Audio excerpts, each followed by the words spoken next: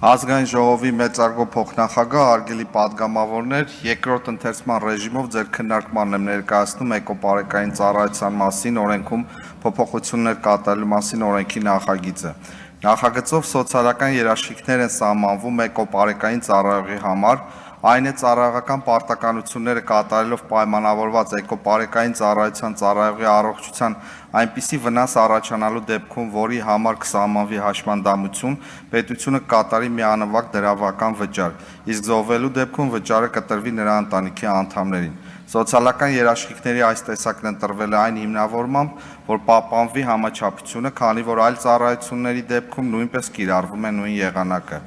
Միևնույն ժամանակ դրամական վճարի չափը եւ վճարման կարգը սահմանելու լիազորությունը տրվում է կառավարությանը։